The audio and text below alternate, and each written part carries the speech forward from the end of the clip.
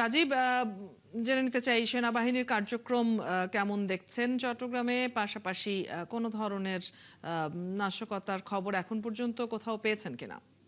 অদিতি, আওয়ামী লীগের ৭৭ বছর পূর্তি উপলক্ষে গতকালকে থেকে আমরা দেখছি যে নগরীতে আইনশৃঙ্খলা বাহিনী সতর্ক রয়েছে এবং তারা নগরের বিভিন্ন মোড়গুলোতে তারা টহল দিচ্ছে এবং আমরা দেখছি সকাল থেকেই বিভিন্ন যানবাহন তারা তল্লাশি করছে, যেগুলো তাদের সন্দেহজনক মনে হচ্ছে।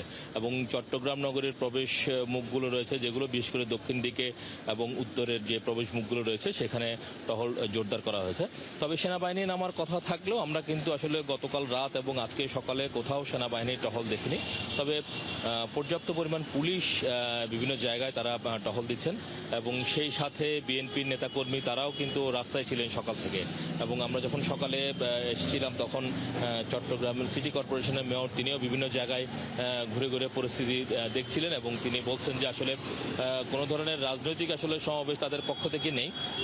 তিনি চান যে আসলে একটা শান্তিপূর্ণ অবস্থান যেন আসলে এই আওয়ামী লীগের যে প্রতিষ্ঠাবার্ষিকী সেই প্রতিষ্ঠাবার্ষিকী কেন্দ্র করে কোনো ধরনের নাশকতা অস্থিরতা যেন তৈরি না হয় সেই বিষয়টি আসলে লক্ষ্য রাখার জন্য আসলে আইনশৃঙ্খলা বাহিনীর প্রতি তিনিও অনুরোধ করেছেন এবং বলেছেন যে এই পরিস্থিতিকে কেন্দ্র করে কোনো সাধারণ মানুষ বা নিরাপত্তার মানুষ যেন আসলে আইনশৃঙ্খলা বাহিনীর হাতে না পড়েন এবং কোনো ধরনের নাজেহাল যেন কেউ আসলে না হয়। এবং আমরা দেখেছি যে বিএনপির পক্ষ থেকে কিছু জায়গায় তারা সমাবেশ করেছে, যেখানে নগরের সাবেক সাধারণ সম্পাদক ছিলেন, ভূমি প্রতিমন্ত্রী ছিলেন, বিভিন্ন জায়গায় তারা সমাবেশগুলো করেছেন এবং বলছেন যে আসলে যেহেতু গত 17 বছর ধরে আওয়ামী লীগ বিভিন্ন ধরনের ফ্যাসিস্ট কর্মকাণ্ড করেছেন, সেই ফ্যাসিস্ট কর্মকাণ্ডের কারণে তারা আজকে দেশে নেই। ফলে এই প্রতিষ্ঠাবার্ষিকী কেন্দ্র করে তারা আবার জড়ো হয়ে কোনো ধরনের নাশকতামূলক কর্মকাণ্ড করে কিনা সেই বিষয়ে তারা নিজের এবং আইনশৃঙ্খলা বাহিনীকে সজাগ থাকতে বলেছেন এবং পাশাপাশি